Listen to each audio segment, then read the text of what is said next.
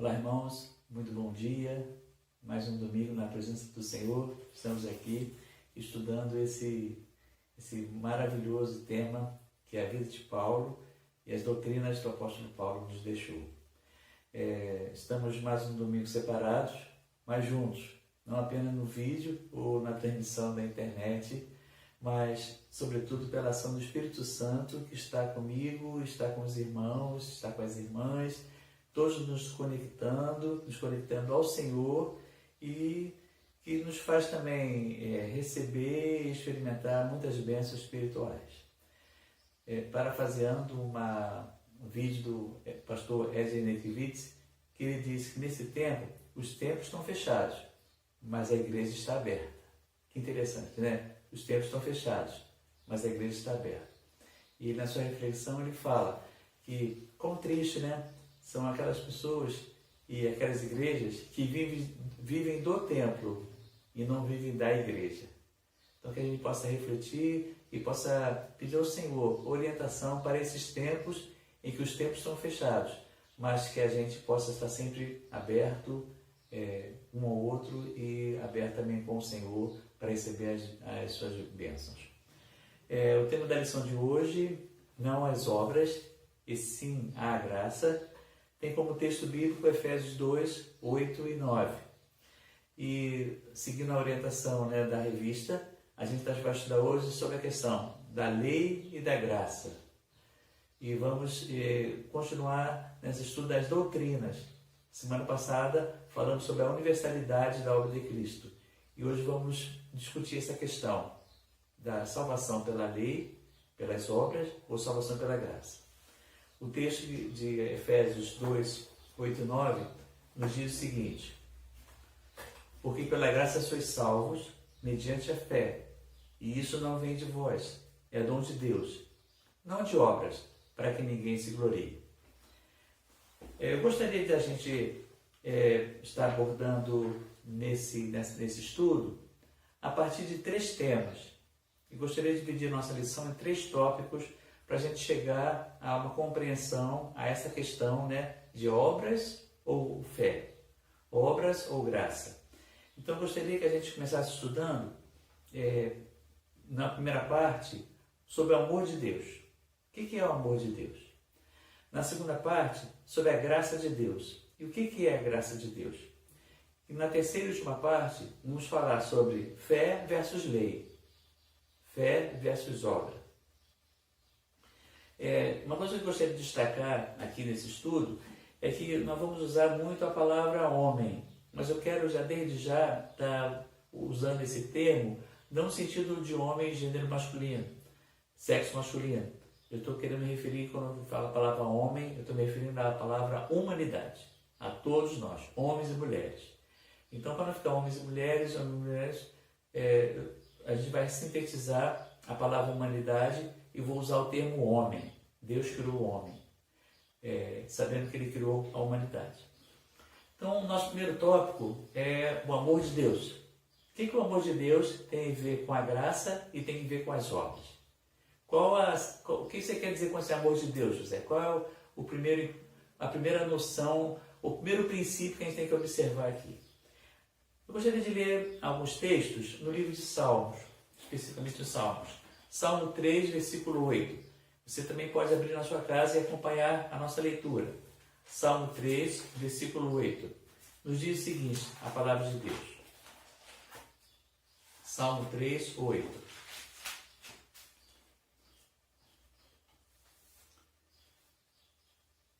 Do Senhor é a salvação, e sobre o teu povo a tua bênção. Do Senhor é a salvação, e sobre o teu povo a tua bênção. Salmo 37, 39. Salmo 37, 39. Que diz o seguinte. Salmo 37, 39. Vem do Senhor a salvação dos justos. Ele é a sua fortaleza. Vem do Senhor a salvação dos justos. Então, eu gostaria de destacar nesses 2 salmos, e tem mais uns outros também, que eles afirmam uma coisa muito interessante, eles afirmam que a salvação vem do Senhor. Isso indica que a salvação não tem origem em nós. Uma vez que o pecado é cometido pelo homem, poderíamos naturalmente pensar, bom, já que eu cometi o pecado, já que o homem cometeu o pecado, a salvação também vem pelo homem. A salvação também se originaria do homem. E tem muita gente que pensa assim, coisas que eu tenho que fazer para obter a salvação. Então as pessoas pensam que a salvação, assim como o pecado veio pelo homem, o homem peca, o homem também é capaz de salvar e a salvação se originaria dele. Não. Embora o pecado esteja originário do homem e o homem esteja destinado à perdição, foi Deus quem começou a pensar em salvá-lo.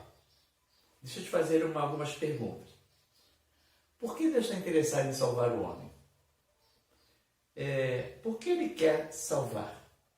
Por que Ele está interessado no homem? Por quê?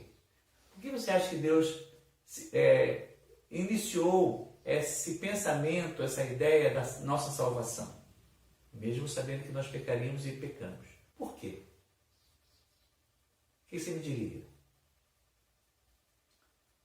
Talvez você tenha respondido como eu pensei. Porque Deus amou o homem. Se Deus não amasse o homem, realmente eu concordo com você, se Deus não amasse o homem, Ele não precisaria salvá-lo.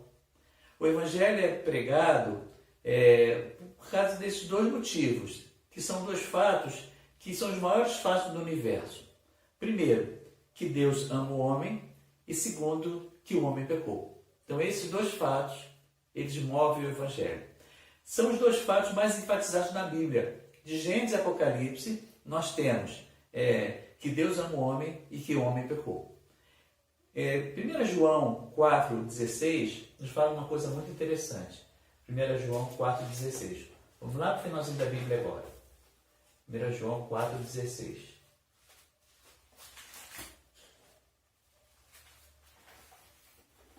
Diz o seguinte, a palavra de Deus. E nós conhecemos e cremos no amor que Deus tem para nós. Deus é amor. E aquele que permanece em amor, permanece em Deus e Deus nele. Aqui nesse texto tem uma frase que eu gostaria de chamar a atenção, uma expressão. Deus é amor. Esse texto de João, 1 João 4,16, não diz que Deus ama, nem diz que Deus pode amar, ou diz que Deus poderia amar. Pelo contrário, nesse texto a gente vê que Deus é amor. O que significa dizer que Deus é amor? Significa que o próprio Deus, na sua natureza, no seu ser, ele é formado por amor. Ele é amor. Se pudéssemos dizer que Deus tem uma substância, então essa substância de Deus seria amor. Deixa eu dar um exemplo sobre isso. Suponha que você conhece uma pessoa que, aconteça o que acontecer, em qualquer situação, essa pessoa nunca perde a paciência. Seja o que for, uma notícia ruim, uma coisa difícil, uma situação complicada, ela está equilibrada, ela não perde a paciência. Ela é sempre serena, sempre paciente. Você não pode dizer que essa pessoa tenha agido com paciência. Você não pode dizer que essa pessoa age algumas vezes com paciência. Não, você vai dizer que essa pessoa, ela é a própria paciência. Ela é a paciência personificada. É a mesma coisa que dizemos de Deus. Deus é amor. Não estamos dizendo que Deus é amoroso. Não estamos dizendo que Deus tem que amar, mas sim que Ele é amor. Amor de dentro para fora. Ele é amor não em qualidade, mas amor em essência. Deus, a essência de Deus é amor. Assim diz João 4,16. Deus é amor. Mas nós temos outro texto também muito conhecido, que é o João 3,16, que diz o quê? Vamos recitá-lo? Porque Deus amou o mundo de tal maneira que deu seu Filho unigênito para que todo aquele que nele crê não pereça, mas tenha a vida eterna. Não é? Texto muito lindo. Deus amou o mundo de tal maneira que deu. Esse texto aí, diferente do outro, que define que Deus é amor, João 3,16 nos fala de uma ação de Deus. 1 João 4,16 fala da natureza de Deus, que Deus é amor. A sua natureza é uma natureza de amor. Já João 3,16 fala da ação de Deus, que Ele deu seu Filho. Deus não poderia portar-se com o homem de forma diferente, a não ser por amor. Portanto, o amor de Deus para conosco é uma expressão. O amor de Deus para conosco é uma expressão. E Ele tem uma expressão. E que expressão é essa que o amor de Deus tem para conosco? Romanos 5,8 nos responde. Abre sua Bíblia em Romanos 5,8. E o que diz esse texto da palavra de Deus? Romanos 5,8. Diz o seguinte: mas Deus prova o seu amor para conosco pelo fato de ter Cristo morrido por nós, sendo nós ainda pecadores. Então, Romanos 5,8, ele nos afirma que Deus tem uma prova, Ele se expressou o seu amor de uma forma. Porque se eu amo alguém e só lhe digo que eu amo e falo, mas não demonstro nada, não está completo. Porque se é amor, deve ter expressão, não só por palavras. O amor é prático. O amor não pode ser apenas dito, ele tem que ser vivido e ele tem que ser feito alguma coisa. Amor não é só verbal. O amor é expresso por ações. E tem uma expressão muito comum, aquele que diz assim: ele só ama de boca para fora. O que quer dizer de boca para fora? Só fala que ama, mas não faz nenhuma ação. A gente vê que Deus não apenas fala que ama o homem, mas Ele expressou esse amor ao homem enviando o seu Filho Jesus Cristo ao mundo para morrer pelos nossos pecados, segundo Romanos 5,8. Então, já que Deus amou o mundo, eu digo aí as pessoas, Ele tem que fazer algo. Mas o que foi que Ele fez? Nós somos pecadores, não temos outra escolha senão a morte eterna, que é o inferno. Já que Deus nos ama, Ele teve que fazer uma solução, Ele teve que prover uma solução para o problema do pecado. Ele teve que provar e prover a salvação para nós pecadores que nós precisamos. Já que Ele me ama, então Ele pensou na solução. E qual foi? O amor de Deus é manifestado na morte de Cristo. O amor de Deus não é um mero sentimento. Ele tornou-se um ato manifestado, amor de Cristo. E aí nós entramos no segundo ponto da nossa aula. Já falamos sobre o amor de Deus, esse amor se manifestou porque Deus é amor, a essência de Deus é amor. Se eu fosse colocar uma essência, eu diria, Ele é tudo amor. Coisa linda, né? Deus é amor. E a graça de Deus é o nosso segundo tópico. Mas o que é graça, José?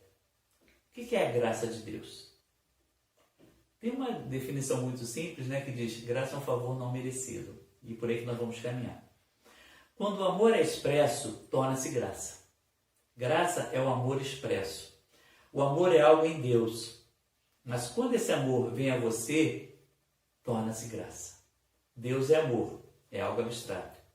O amor transformado em algo concreto, no caso de Jesus Cristo, é a graça. Deixa eu dar um exemplo sobre isso aí. Você pode ter simpatia por uma pessoa, você pode ter amor por uma pessoa carente, uma pessoa que passa com algumas dificuldades. Mas se você não lhe der algo que ela precisa, o máximo que você pode dizer é que você a ama. Mas não poderia dizer que tem graça para com essa pessoa. Por quê? Quando eu vou poder dizer que eu amo aquela pessoa e que eu tenho graça e que ajo com graça com aquela pessoa? Quando lhe der um prato de comida, quando eu lhe der uma peça de roupa ou algum auxílio que ela precise. Então, quando meu amor é transformado em uma ação, esse amor torna-se graça. Deus é amor. Quando Ele enviou seu Filho Jesus Cristo ao mundo, Ele fez graça, Ele agiu de graça para conosco. Vocês estão entendendo? Portanto, existe uma diferença entre amor e a graça. O amor é algo interno. Graça é um ato externo. Quando o amor é transformado em ação, torna-se em graça. Sem o amor, a graça não pode ter existência, porque o princípio da graça é o amor. Entretanto, se eu apenas falar que amo alguém, que eu amo você, mas não te ajudo em nada, naquilo que eu posso te ajudar e que você precisa, esse meu amor, ele não transformou-se em graça. Ele é apenas uma palavra e acaba sendo sem sentido, porque o amor é prático, o amor é objetivo, o amor é realista. Eu quero observar também mais um outro detalhe aqui, sobre a questão do fluir. Quando o amor flui no mesmo nível, ele é simplesmente amor. Deixa eu explicar isso para vocês entenderem melhor. Quando o amor flui do mesmo nível, ele podemos dizer que é simplesmente amor. Mas quando ele flui para baixo, para alguém que está numa situação mais difícil, para alguém que está numa situação de necessidade ou uma situação de carência, aí é graça. Por exemplo, se oferecer um lanche ou uma roupa ao governador Witzel, ele vem aqui reunido, aí oferece aqui do governador um lanche para você, um italiano ou uma meia, parte meia. Isso vai ser apenas amor. Por quê? Porque ele não precisa disso. Ele não precisa desse meu lanche, ele nem precisa de um par de meia meu. Isso vai ser apenas amor. Mas se eu encontro alguém com fome, se eu encontro alguém com frio, alguém que não tem, que os pés estão molhados, alguém que está com frio, não tem um casaco, alguém que não pode comprar nem um sanduíche, nem um italiano, e aí eu ofereço esse lanche, eu ofereço a graça para alguém, para essa pessoa, isso aí é graça. Quando eu ofereço esse lanche, esse meu ato de amor, ele vira um presente. Portanto, quando o amor flui para o mesmo nível, é apenas amor. Mas quando esse amor flui para o nível mais baixo, e aí é graça. Você consegue encher um copo de água se você colocar a garrafa embaixo do copo? Se você derramar a água para o copo vai ter que estar sempre embaixo e a água fluindo em cima. Se eu pegar o copo e botar aqui, a água não vai subir. Portanto, o amor, quando ele flui para alguém que necessita, isso é graça. E aí eu fico pensando nas pessoas que nunca se convertem. Por quê? Porque essas pessoas se acham copo vazio, que não precisam de Deus, acham que o seu copo está cheio. E Deus quer influir, Deus quer derramar o seu copo. Mas ela se coloca numa posição superior. Então ela não recebe a graça de Deus porque ela se considera uma posição inferior, estão acima da garrafa. Portanto, aquele que recebe Jesus, aquele que recebe a graça de Jesus, é aquele que se quebranta, que se coloca em posição de humildade, em posição de Senhor, estou aqui, eis-me a mim, estou quebrantado. Esse aí, o copo vai ser cheio. Esse se converte. Mas aquele que se acha, aquele que se coloca acima, porque o amor do mesmo nível é amor, mas do nível superior de Deus, para nós homens, isso aí é graça. Graça sendo derramada. Por isso muitas pessoas não se convertem, porque se acham no mesmo nível de Deus e não são no mesmo nível de Deus. Se acham mais elevada. Porém, isso aí é obra satânica para a cabeça das pessoas. Então, uma coisa interessante em relação a isso é que a Bíblia menciona e dá mais atenção a uma expressão, a graça de Jesus Cristo. Por exemplo, em 2 Coríntios 13, 2 Coríntios 13, nos diz o seguinte: a graça do Senhor Jesus Cristo, o amor de Deus e a comunhão do Espírito Santo sejam com todos vós. 1 Coríntios 1,4. 1 Coríntios 1,4. Nos diz o seguinte: sempre dou graças a meu Deus em vosso respeito, a propósito da sua graça que vos foi dada em Cristo Jesus.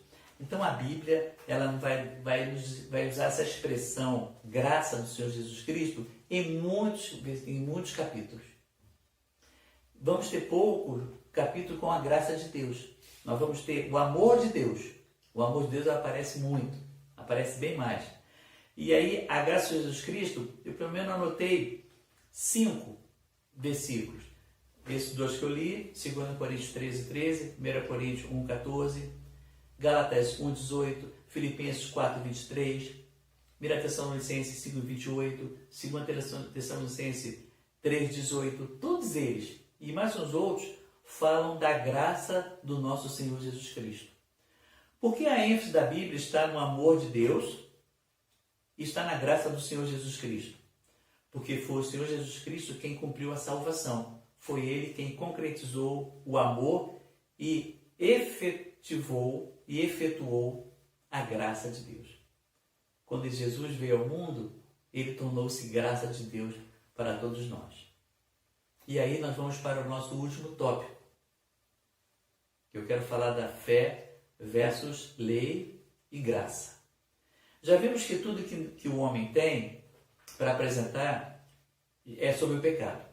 Porque nós somos concebidos em pecado e em pecado nossas ações elas são que nos dominam.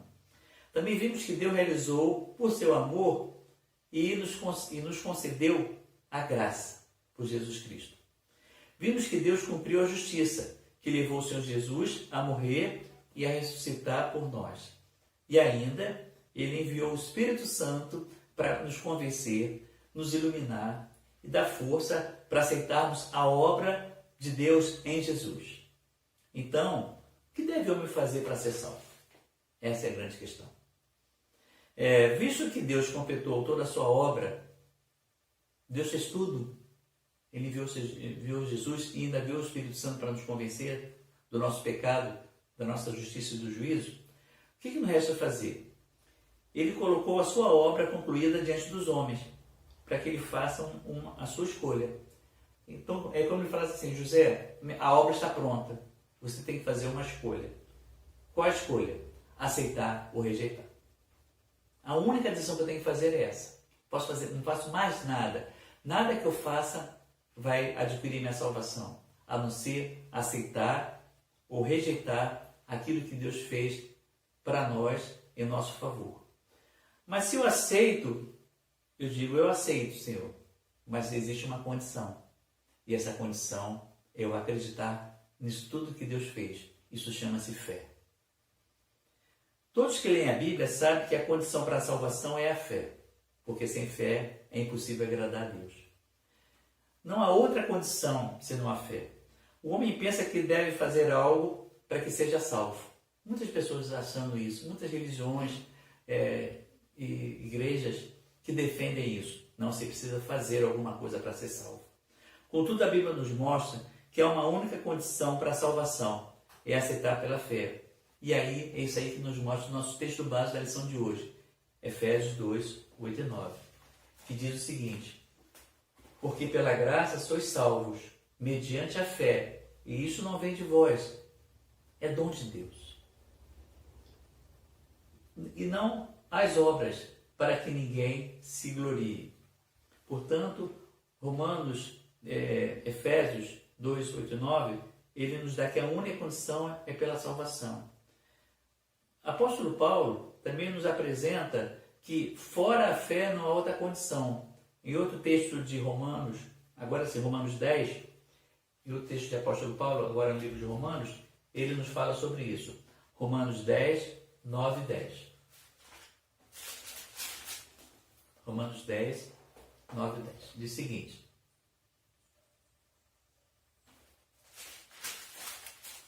Romanos 10, 9 e 10. Isso.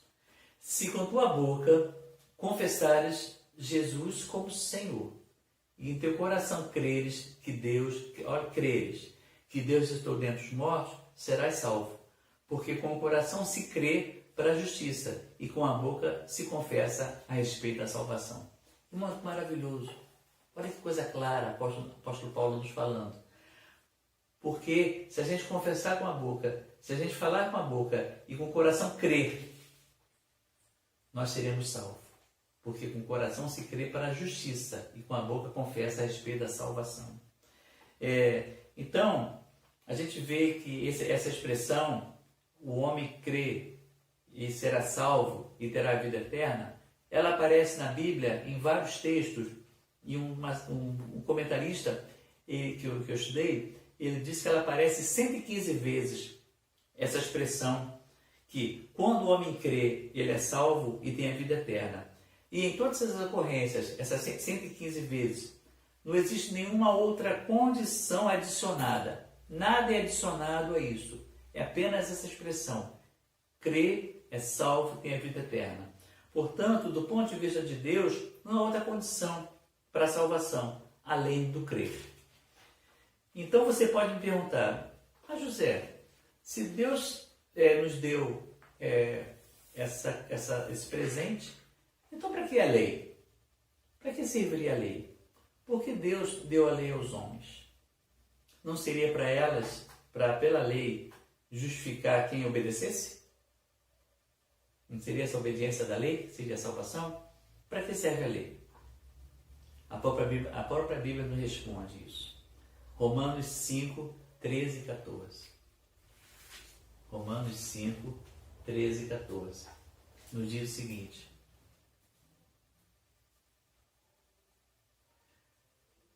porque até o regime da lei havia pecado no mundo. Até o regime da lei havia pecado no mundo. Mas o pecado não é levado em conta quando não há lei. Entretanto, reinou a morte desde Adão até Moisés, mesmo sobre aqueles que não pecaram, à semelhança da transgressão de Adão, o qual prefigurava aquele que havia de vir. Irmãos, isso é uma situação, um texto bem complexo, mas bem interessante. Esse texto de Romanos 5, 13 e 14, depois eu quero que você leia novamente, ele nos dá uma informação importante.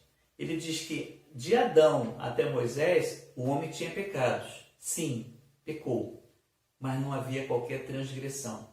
Sabe por quê? Porque não havia lei. Olha que diz, vou repetir o 13. Porque até o regime da lei havia pecado no mundo, mas o pecado não é levado em conta. O pecado não é levado em conta quando não há lei. Isso quer dizer que o homem tinha pecado, mas não havia, como não havia pecado, não havia transgressão. Quando Deus deu a lei, os pecados dos homens tornaram-se transgressão. Quando Deus deu a lei, os pecados tornaram-se transgressão. Romanos 5, 20 e 21, no mesmo capítulo de Romanos, ele diz o seguinte: sobreveio a lei para que avultasse a ofensa. Mas onde abundou o pecado, superabundou a graça, a fim de que, como o pecado reinou pela morte, assim também reinasse a graça pela justiça para a vida eterna, mediante Jesus Cristo, nosso Senhor. Portanto, antes da lei havia pecado, mas não havia transgressão. Mas quando Deus deu a lei, o pecado tornou-se transgressão, porque feria a lei de Deus. Deixa eu exemplificar isso para ficar claro para os irmãos. Vamos pegar esse exemplo bem atual das cidades do Brasil, que estão colocando várias leis sobre usos, sobre quarentena e sobre proibições. Por exemplo, em Belo Horizonte, estava vendo no noticiário, andar pela rua sem máscara hoje, máscara de proteção, a pessoa pode receber uma multa, ela pode ser parada pela polícia e ela pode receber até uma penalidade. Uma multa com certeza. Ser levada à delegacia e ser feito um auto para ela. Por quê? Mas por quê? Porque ela está andando sem a máscara. Mas se em janeiro desse ano, em janeiro de 2020, será que alguém poderia ser preso no Brasil ou levar uma multa porque não tinha máscara? Não. O que mudou? Mudou porque passou a valer uma lei. Então aquele ato de andar sem máscara, não havia lei sobre isso. Mas quando passou a ver decretos municipais, inclusive a nossa cidade também tem, proibindo que nós saiamos pela rua sem máscara, agora passou a ser uma proibição, que passou a haver a lei. Portanto, a lei, ela não justifica. A lei determina o que deve ser feito e o que existe. Muitas leis, muitas ordenanças. E quem descumprir vai ser penalizado. Portanto, a lei não serve para justificar. A lei serve para contar o que devemos fazer. Portanto, seguir um sistema religioso de leis, não faça isso, não faça aquilo outro, não faça aquilo outro, não justifica ninguém. Porque ninguém consegue fazer tudo. Ninguém consegue cumprir a risca todos os mandamentos. E só na lei de Moisés dizem que havia uns 600 mandamentos criados pela própria religiosidade.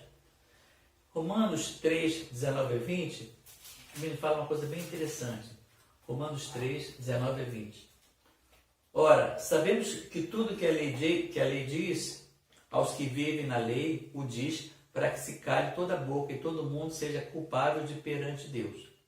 Visto que ninguém será justificado diante dele por obras da lei, em razão de que pela lei vem o pleno conhecimento do pecado.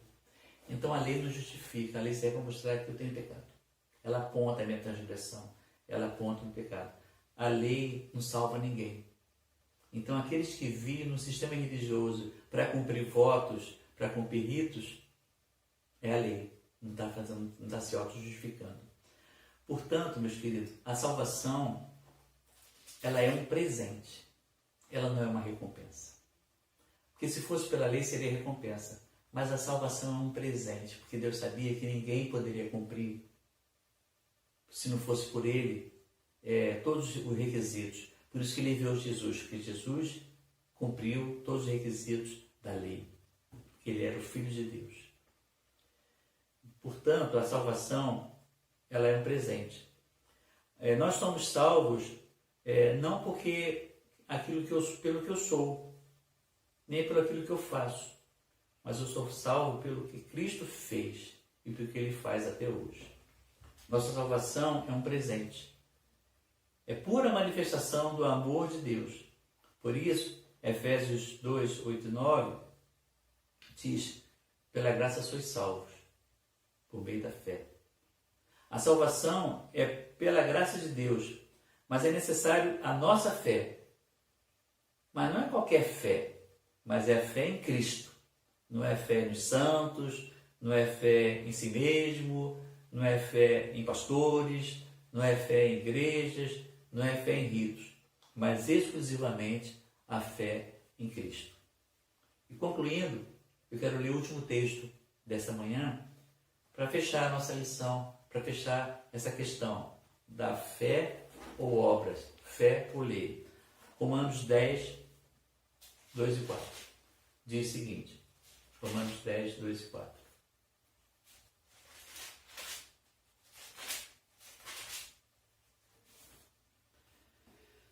Porque lhes dou testemunho de que eles têm zelo por Deus, porém não com entendimento. Porquanto, desconhecendo a justiça de Deus e procurando estabelecer sua própria, não se sujeitaram à que vem de Deus. Porque o fim da lei é Cristo, para a justiça de todo aquele que nele crê. O fim da lei é Cristo, para a justiça de todo aquele que nele crê. Irmãos, essa é a nossa lição de hoje. A gente vê que a salvação, ela não é pelas obras, e sim pela graça de Deus. E a gente viu que a graça de Deus foi dada pelo amor de Deus para conosco. E a gente tem que receber e aceitar esse amor sempre.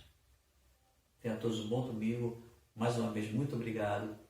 Qualquer pergunta, qualquer dúvida, por favor, entre no grupo da igreja, pode me direcionar no particular. Estou pronto a procurar responder na medida do possível qualquer dúvida que os irmãos tenham, ou qualquer comentário sobre as nossas aulas ou sugestões, também o façam. Vamos orar? Senhor, muito obrigado por esse culto, Pai, que estamos participando na Tua Escola Bíblica Dominical. Muito obrigado, Pai, pela Tua palavra.